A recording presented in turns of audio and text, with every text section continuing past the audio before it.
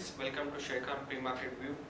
Indian markets had a very flattish kind of a session yesterday, uh, especially on the broader indices, and market finally closed down by 5 and 6 points respectively on Sensex and Nifty. However, the mid-cap space saw some buying and some sort of momentum on the positive note. However, if you look at the cues from global market, especially Wall Street, they continue to be negative. After UK voted to move out of EU, there are market blues which are there, and yesterday was second day wherein Dow corrected quite sharply. We had a 260 points fall on the Dow Jones, about 37 points fall on S&P, and 113 points fall on Nasdaq respectively. Even most of the European indices were down quite sharply in trade. Also, yesterday the rating agencies cut UK credit rating by a couple of notch and one notch respectively. If you look at cues from Asian markets, currently they are also trading in negative. However, they have recouped some of the losses from the early morning downfall. This is amid reports of more stimulus coming in, especially from Japan and South Korea. Singapore Nifty, which is an indicator of opening for our markets, is indicating a negative opening by 16 points. If you look at the flows yesterday, FIIs continue to remain sellers. However, they are small sellers of 167 crore in the cash market.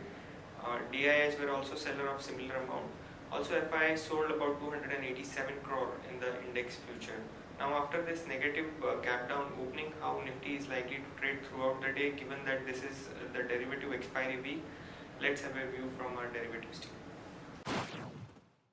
Good morning, friends. I'll give analysis on derivatives.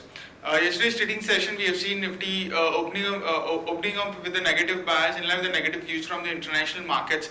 And thereon we did saw Nifty soon showing some kind of a recovery and showing some kind of a bounce back.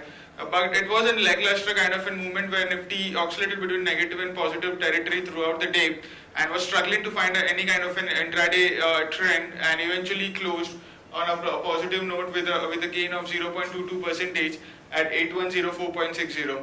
At one point of time, we have seen Nifty showing some kind of an very sharp selling pressure, while at another point of time we did saw Nifty showing some kind of an buying interest in the later part of the day, but eventually closed on a flattish to positive note with just a gain of 0.22%. On the open interest terms, since we have been nearing to the expiry, hence we do see an increase in the open interest, and that did happen in yesterday's trading session. We have seen 6% addition in the open interest, and the absolute terms 10.5 lakh shares were added in the open interest. Cost of carry, however, increased. It came from discount to premium of around 6 to 7 odd points, from discount of 2 to 3 odd points, from negative 1 to 1.28%. The cost of carry increased to positive 14.88%, while put call ratio decreased a bit by 2 basis points from 1.07 to 1.05, and volatility index was more or less same at around sub 18 odd levels. Now, on the options activity, since we are about to expire this series, we are just 3 days away from this series, from this expiry.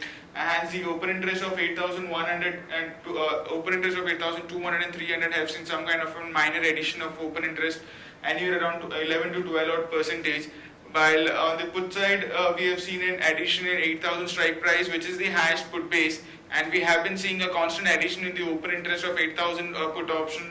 In yesterday's trade also, we have seen an addition of around 12 odd percentage, and it's highest in terms of open interest with around 74 odd lakh shares into it. So it bit a very strong support for a market would be acting at in the next few trading session.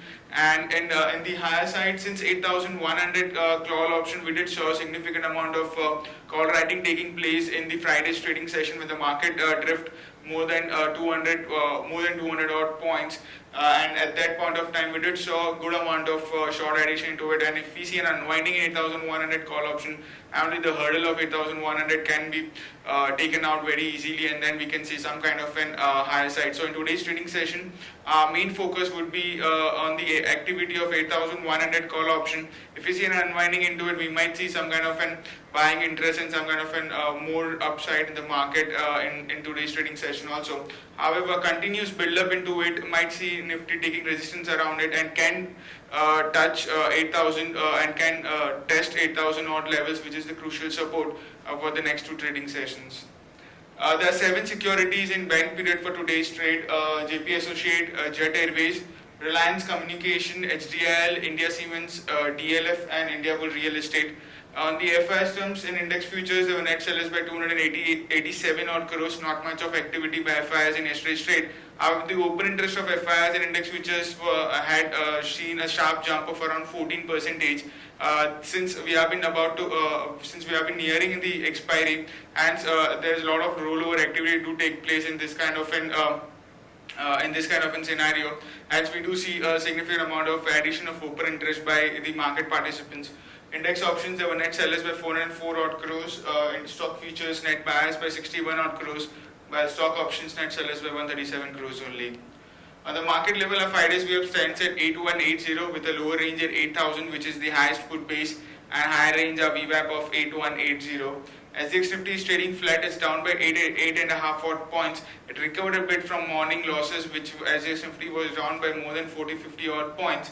And from there on, we did show some kind of a recovery in SGX Nifty, which is now down by just 8.5 odd points and scoring anywhere around 8071.50, indicating some kind of a flattish to negative opening can be expected in the morning trade. That's it from derivatives. Thank you. Friends, let's have a look at the trading ideas for the day. The first one being HCL Tech.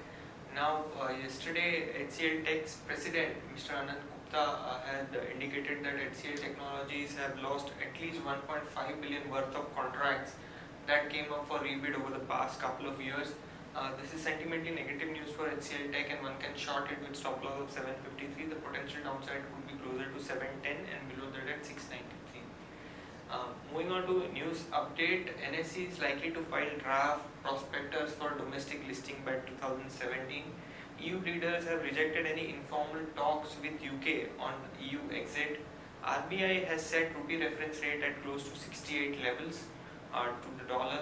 India officially joins missile technology contract regime. Reliance ADAG is looking to par its debt by stake sale in tower and road assets. This is essentially to ease the debt. SEBI is set to allow e-commerce firm to sell mutual funds. Systema is likely to buy back 17% of Indian unit Systema Sham Tele services from Russian government. Starbucks and Tata have extended partnership beyond India. Siemens yesterday has received an order of close to 570 crore from Power Grid Corporation.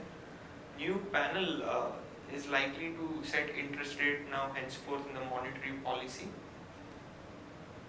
Hotel Leela is likely to sell certain properties in Hyderabad. This could fetch the company close to 150 crores, which the company may use to bring down its debt, which stands at close to 4500 crore.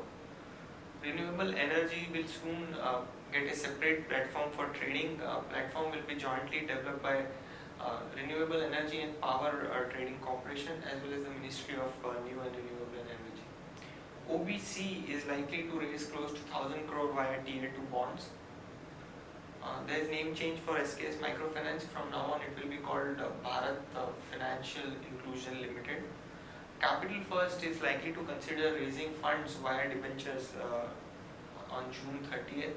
GMR Infra is said to be in talks with Amazon to lease land in Hyderabad, and Tata Communication has said that its stake sale in Neotel is likely to get completed soon.